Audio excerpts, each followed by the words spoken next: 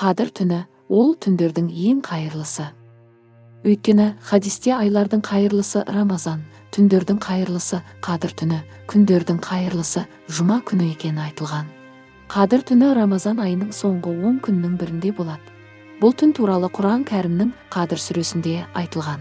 5 аяттан тұратын сүреде Құранның Қадір түнінде түсірілгендігі, оның 1000 айдан қайырлы екендігі, бұл түнде Жәбірейіл періште Алла әмірімен жер бетіне түсіп, адамдарға қызмет ететіндігі және таңға дейін тыныштық болатындығы айтылады. Қадір түні періштелер мұсылмандарға дұға оқып тілеулес болады. Егер арнаға тіркелмеген болсаңыз тіркеліп, лайк басып каналымыздың дамуына үлес қосыңыздар. Жасалған ғибадаттың 1000 айға, яғни 83 жылға тең болатындығына байланысты мұсылмандар Қадір түнін құлшылықпен өткізуге тырысады. Кейбір риуаяттарға қарағанда Қадір түні Рамазан айының 27-ші түні, дегенмен Қадір түнінің дәл қай түн екені белгісіз. Сондықтан тақуа кісілер ораза айының соңғы 10 түнін түгелдей құлшылықпен өткізеді. Мүминдер бұл түнді дайындықсыз өткізбеуі тиіс. Өйткені Әбу Хурайра сахабамыз жеткізген хадисте, кімде-кім Қадір түнінің артықшылығына сеніп, сауабын Алладан күтіп, ғибадат, құлшылықпен өткізсе, өткен-кеткен күнәлар кешіріледі делінген. Бұл түні жасалуы тиіс істердің қатарында намаз оқу, Құран оқу, өткен күнәларды енді жасамасқа тәубе етіп кешірім тілеу, жалбарынып тілек тілеу керектігін айталамыз. Мойнында намаз қарызы барлар нәпіл намаз оқымай тұрып, әуелі 5 уақыттық қаза намаздарын өтеуі артықшылыққа жатады. Ғалымдардан Суфиян Сәури, Қадір түні тілек тілеп, кешірім тілеу намаздан ұнамды. Құран оқып, артынан тілек тілеу ең жарасымдысы деген. Қадір түнде 1 рет Қадір сүресін оқу, басқа уақытта Құран кәрімді хатым еткеннен де артық сауап.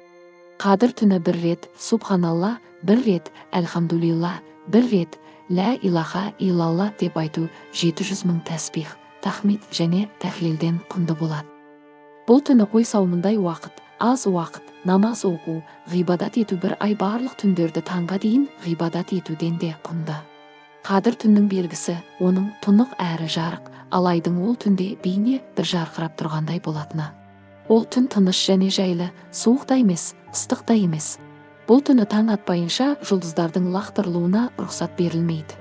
Және бір белгісі таңертең күн сәулесіз, толған ай секілді түзу болып шығады. Әр шайтандарға онымен бірге шығуға рұқсат етілмейді деп Убада Ибн Самит Мұхаммед пайғамбардың Қадір түнінің белгілерін сипаттағанын айтқан екен. Бір риуаятта пайғамбарымызға бүкіл үмбетінің өмірі көрсетіледі. Басқа үмбеттерге қарағанда өз үмбетінің өмірінің аздығын көрген пайғамбарымыз бұған мұңаяды.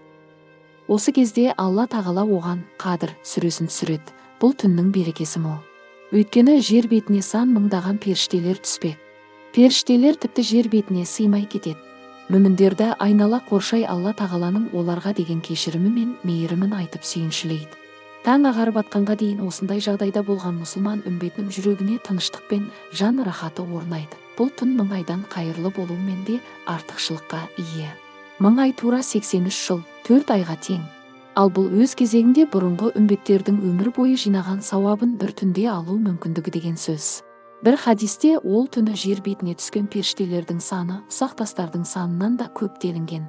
Қадір түні түнімен құлшылық жасай алмайтындарға ең болмаса тарауих намазынан кейін біршама уақытын дұғаға арнау керектігі айтылады.